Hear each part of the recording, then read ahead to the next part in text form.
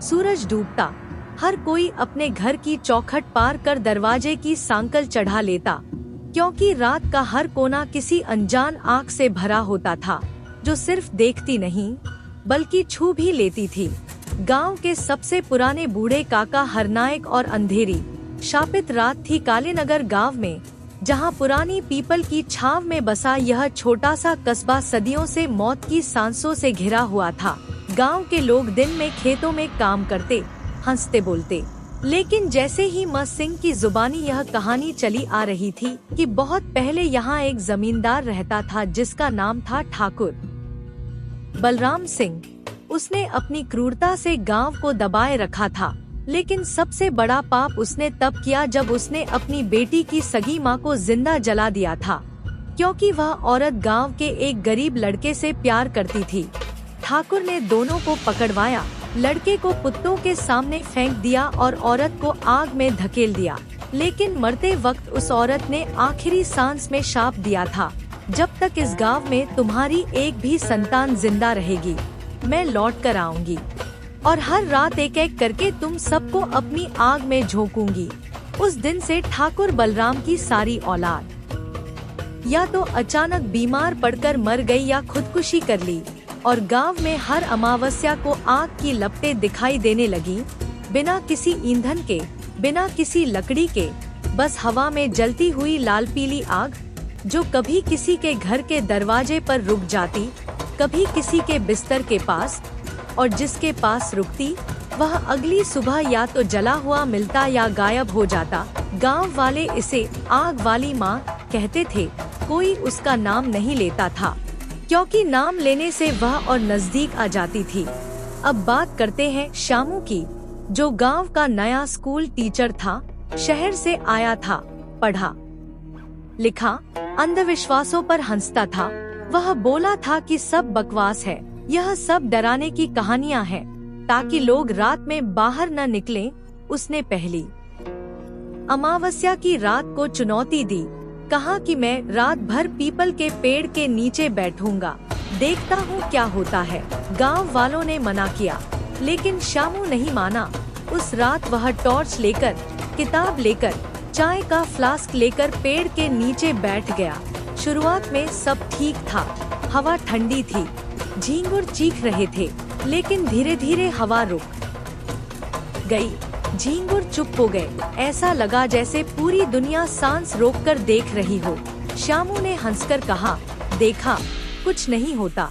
लेकिन तभी पेड़ की सबसे ऊपरी डाल से एक धीमी, जलती हुई आवाज आई, जैसे कोई सूखी लकड़ी जल रही हो, लेकिन आग कहीं दिखाई नहीं दे रही थी। शामू ने टॉर्च ऊपर की तो देखा कि पत्तों के बीच से धुआं उठ रहा है, और धुएं में एक औरत का चेहरा बन रहा है। चेहरा नहीं, सिर्फ मुंह, जिसमें दांत काले थे, आंखें नहीं थी, सिर्फ दो जलती हुई कोयले। शामू का हाथ कांप गया, टॉर्च गिर गई, लेकिन अंधेरे में भी वह चेहरा साफ दिख रहा था, जैसे खुद अंधेरा ही जल रहा हो। औरत का मुंह धीरे धीरे नीचे आया। शामू भागा, लेकिन उसके पैर जमीन से चिपक गए थे, जैसे जड़ें उसके टखनों में घुस गई हों। वह चीखा, लेकिन उसकी आवाज बाहर नहीं निकली, सिर्फ गले में एक जलन महसूस हुई, मानो कोई गर्म लोहा गले में डाल दिया हो। पूरी रात वह वहीं खड़ा रहा। सुबह गांव वाले आए तो शामू पेड़ के नीचे बैठा था, आंखें खुली, लेकिन पुतलियां पूरी तरह सफेद, मुंह से झाग निकल रहा था, और उसकी जीभ जली हुई थी, जैसे किसी ने आग से दाग दिया हो। वह बोल नहीं पा रहा था, सिर्फ एक ही शब्द बार बार बुदबुदा रहा था, जल रही है, जल रही है। गांव में दहशत फैल गई, लेकिन यह तो सिर्फ शुरुआत थी। अगली अमावस्या को गांव की सबसे छोटी बच्ची रानी गायब हो गई। उसकी माँ ने बताया कि रात में बच्ची बोली थी, माँ, आग वाली माँ मुझे बुला रही है, कह रही है कि मैं ठंडी हूँ, वो मुझे गर्म करना चाहती है। माँ ने डांटा। बच्ची सो गई, लेकिन सुबह बिस्तर खाली था, सिर्फ तकिए पर एक छोटा सा जला हुआ निशान था, जैसे किसी ने जलती उंगली से दाग लगाया हो। गांव वाले पूरे जंगल में ढूंढते रहे, लेकिन कुछ नहीं मिला। सिर्फ पीपल के पेड़ के नीचे रानी की एक चप्पल पड़ी थी और चप्पल के अंदर से धुआं निकल रहा था।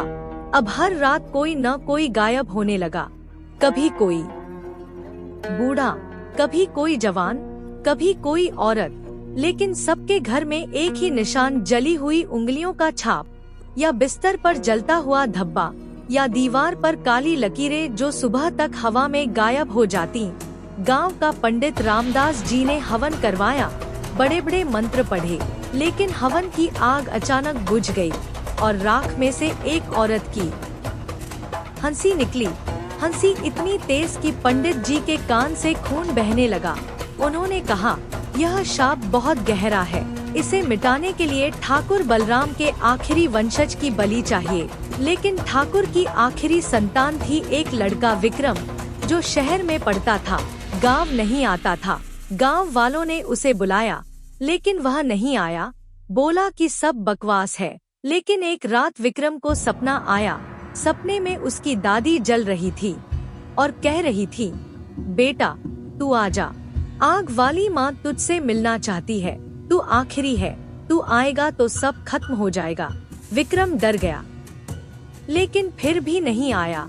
अगली रात उसके घर में आग लग गई, लेकिन सिर्फ उसकी तस्वीर जली, बाकी सब ठीक था। तस्वीर में उसकी आंखें गायब थीं, सिर्फ 2 काले छेद। विक्रम अब डर गया। वह गांव आया, लेकिन जैसे ही गांव की सीमा पार की, उसे लगा कि हवा गर्म हो गई है, जैसे कोई भट्टी चल रही हो। गांव वाले खुश हुए, बोले अब शाप टूटेगा। लेकिन विक्रम के आने के बाद घटनाएं और तेज हो गईं। अब रात में घरों के बाहर आग की लपटें नाचने लगी।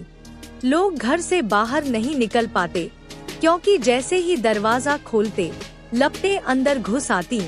एक रात गांव की सबसे बुजुर्ग औरत कमला बाई की मौत हो गई, लेकिन मौत नहीं, वह खुद जलकर मरी, बिस्तर पर लेटी थी। सुबह सिर्फ हड्डियां बचीं, बाकी सब राख। लेकिन राख में से एक आवाज आ रही थी, अभी बहुत बाकी है। गांव में अब सिर्फ डर था। लोग एक दूसरे से बात नहीं करते, क्योंकि डर था कि कोई भी आग वाली माँ का रूप धारण कर सकता है। एक दिन 2 दोस्त रात में बात कर रहे थे। एक ने कहा, यार मुझे लगता है वो मेरे घर के बाहर खड़ी है। दूसरा हंसा, लेकिन अगले ही पल पहले वाला चुप हो गया। उसकी आंखें लाल हो गईं और वह बोला, हाँ मैं यहाँ हूँ। आवाज औरत की थी।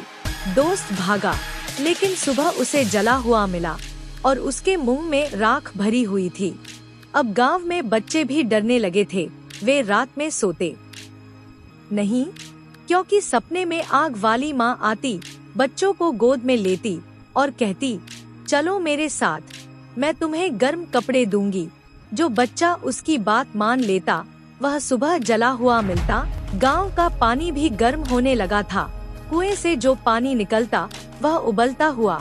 हाथ जल जाते, लोग प्यास से तड़पते, लेकिन पी नहीं पाते। एक रात गांव के सरपंच ने फैसला किया कि हम सब में। लेकिन जैसे ही पहली कुल्हाड़ी चली, पेड़ से खून की धार निकली, लाल लाल गाढ़ा खून, और पेड़ की छाल से चीख निकली। ऐसी चीख कि सबके कान बहने लगे। लोग भागे, लेकिन जो पीछे मुड़ा, उसे पेड़ की जड़ें पकड़ लेती और खींच लेती। सुबह सिर्फ 3 लोग गांव लौटे, बाकी सब गायब, और उनके कपड़े पेड़ की डालियों पर लटके हुए थे, जलते हुए। अब गांव में सिर्फ 20-22 लोग बचे थे। वे दिन में भी घर से बाहर नहीं निकलते, लेकिन रात में घर की छत से आग की लपटें उठती, मानो पूरा गांव जल रहा हो, लेकिन जलता नहीं, सिर्फ जलन महसूस होती। लोग पागल होने लगे। कोई चीखता रहता, कोई हंसता रहता, कोई बस चुपचाप दीवार की तरफ देखता रहता, क्योंकि दीवार पर आग वाली माँ का चेहरा बन जाता था और धीरे धीरे मुस्कुराता था। विक्रम अब गांव में अकेला रह गया था, क्योंकि बाकी सब या तो मर चुके थे या पागल हो चुके थे। वह हर रात पेड़ के नीचे जाता, रोता, माफी मांगता, लेकिन आग वाली माँ नहीं मानती। वह कहती, तू आखिरी है, तू जाएगा तो शाप टूटेगा, लेकिन पहले सबको ले जाऊंगी।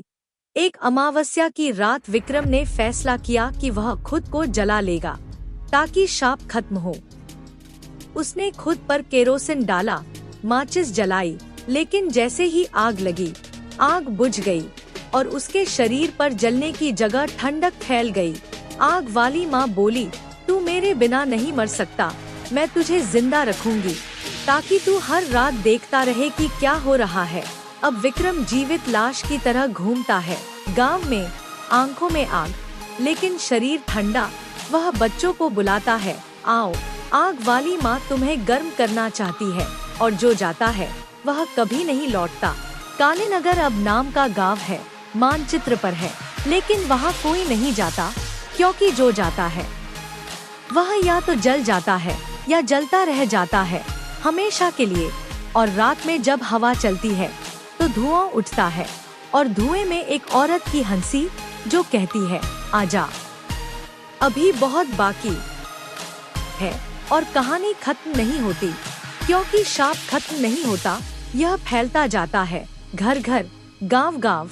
और जो सुनता है वह महसूस करने लगता है कि कहीं पीछे से गर्म सांस चल रही है गर्दन पर। और अगर मुड़कर देखोगे तो शायद एक जलता हुआ चेहरा मिले जो मुस्कुरा रहा हो और कह रहा हो, तू अगला है।